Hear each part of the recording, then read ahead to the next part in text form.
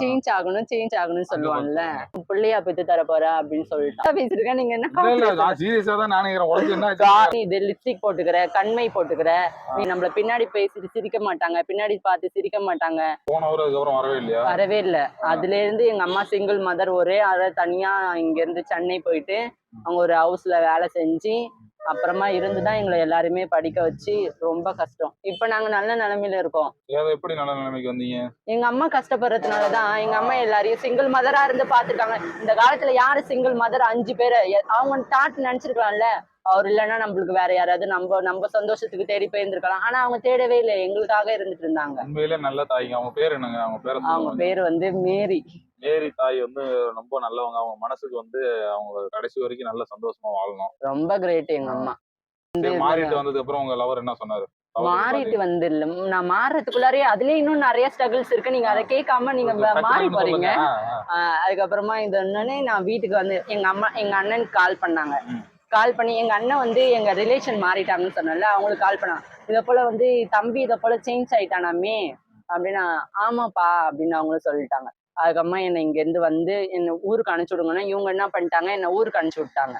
நான் வீட்டுக்கு போறேன். எங்க அண்ணன் வந்து அந்த மம்டி எல்லாம் வெட்டுவாங்கல்ல, அதுல ஒரு கோல்டு கட்டையாட்டம் இருக்கும்ல, அந்த கட்டையால என் காலே அடிச்சு உடைச்சிட்டான். ஐயோ, உடைச்சு என்ன ஆச்சு? அப்புறம் காலே சீரியஸா பேசிருக்கேன். நீங்க என்ன சீரியஸா தான் நானே உடைச்சு என்ன அப்புறமா காலில் அடிச்சு உடைச்சு, நீ என்ன உனக்கு பையனா இருக்கிறப்ப உனக்கு என்ன வந்து பொண்ணு இது லிப்ஸ்டிக் போட்டுக்கிற, கண்மை போட்டுக்கிற, நீ என்ன பையனா பொண்ணா சம்பந்தமே இல்லாம இருக்க அப்படின்னு சொல்லிட்டு, நீ பிள்ளையே இல்ல கிளம்பிடு, நீ என் தம்பியே இல்ல கிளம்பிடு அப்படின்னு நான் வந்துட்டேன். வீட்டுக்கு வந்துட்டேன். இங்க திருப்பி இவங்க டிரான்ஸ் லைஃப்லயே வந்துட்டேன். கால் உடைஞ்சிருந்தது அப்புறம் எப்படி வந்தீங்க? அப்படிதான் அடிவதையா வாங்கிட்டு தான் வரணும். வேணா அந்த கட்டு எல்லாம் போடல. அந்த நேரத்துல நம்மளுக்கு வெறி இருக்கும். ஐயோ நம்ம சேஞ்ச் ஆகணும் சேஞ்ச் ஆகணும் சேஞ்ச் ஆகணும்.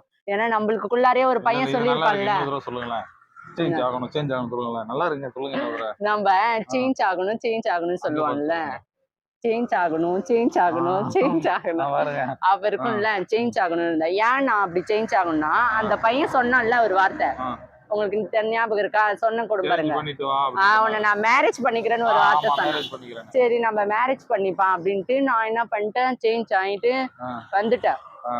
வந்துட்டோன்னே அதுக்கப்புறமா வந்து என்ன பண்ணாச்சு, மேரேஜ் வந்து அவங்க வந்து பண்ணிக்கல.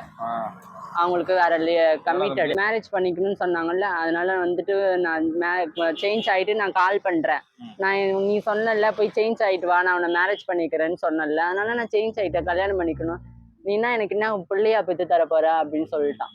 அப்படியே இடி விழுந்து என்ன லைட் அடிச்சான் இடி விழுந்து போச்சு ஒரேடியா. அப்படியே இந்த பக்கம் மாத்து, இப்படி வா இப்படி வா. அப்படியே கால் பண்ணி சொன்னேன், இதை போல நீ தான் மேரேஜ் பண்ணிக்கிறேன்னு சொன்னல, பண்ணிக்க வேண்டியது தானே அப்படின்னு கேட்டேன். நீனா வந்து குழந்தை பெற்று தர போறியா அப்படின்னு கேட்டான். அது வந்து ரொம்ப ஹர்ட் ஆயிடுச்சு எனக்கு அந்த நேரத்துல. இவனுக்காக தானே ஒரு லைஃபே நம்ம தியாகம் பண்ணிட்டு வந்திருக்கோம். ஒரு பையனா இருந்து நம்ம வந்து பொண்ணா மாறிட்டு வந்திருக்கோம். இவனால தானே மாறணும், இல்லைன்னா நம்ம நல்லா ஒரு படிச்சிருந்திருப்போம். இப்படிலாம் ரோட்ல வந்து நிக்கணும்னு அவசியம் இல்லை. பாக்குறவங்க நல்லா இது பாரு எப்படி இருக்குன்னு பாரு, நம்மள பின்னாடி பேசிட்டு சிரிக்க மாட்டாங்க, பின்னாடி பார்த்து சிரிக்க மாட்டாங்க. இப்படிலாம் நிறைய அனுபவிச்சிருக்கான் நிறைய லைஃப்ல. ஆனா இவனுக்காக மாறினதுக்கு இவன் வந்து குழந்தையா பெற்று தர போற, நீ என்ன எனக்கு என்ன குழந்தை பெற்றையா தர போற அப்படின்னு கேட்டான். அதோட லாஸ்ட் அவனை ஸ்டாப் பண்ணிட்டேன். அவன் லைஃப்ல எனக்கு அப்புறம் நான் தலையிட அவனுக்காக அந்த காதலனுக்காக நீங்க மாறுனீங்க பெண்ணா, மாறினால ஏன்டா மாறணும்னு ஃபீல் பண்றீங்களா? எப்படி என்ன நினைக்கிறீங்க? ஆமா ஃபீல் பண்றேன். நான் மாறாம இருந்தேன்னா நான் படிச்சிருந்திருப்பேன், நான் நல்லா படிப்பேன், நானு படிச்சிருந்திருப்பேன். தம்பியா ஒரு வாழ்க்கைய வந்து கெடுத்துட்டியாடா தம்பி. லவ் பண்ணா ஒழுங்கா லவ் பண்ணுப்பா, இல்லன்னா விட்டுடுப்பா. அவங்கள போய் மாறிட்டுவான்னு சொல்லிவிட்டு உனக்காக மாறிட்டு வந்தால போய் குழந்தை தெரியும் அது தெரியும். அப்ப ஏன் மாற சொல்ற? தெரியாதா? மாறதுக்கு முன்னாடி தெரியாதா? கேளுங்க அதெல்லாம். அதான் ஏன் இப்படிலாம் தம்பி பண்றீங்க? தயவு செஞ்சு இந்த மாதிரிலாம் எந்த ஒரு ஆளையும் வந்து மாறிட்டு வா, நான் கல்யாணம் பண்ணிக்கிறேன் அப்படிலாம் சொல்லி மாற வச்சு பாவம் அவங்க ஃபீல் பண்றாங்க. இப்ப உண்மையால அவங்க ஆமா வேற எதுக்கும் ஆசைப்பட்டு மாறி இருந்தா பரவாயில்ல, உனக்காக மட்டுமே ஆசைப்பட்டு அவங்க மாறி இருக்காங்க. மாறினதெல்லாம் அதான் ட்ரூ.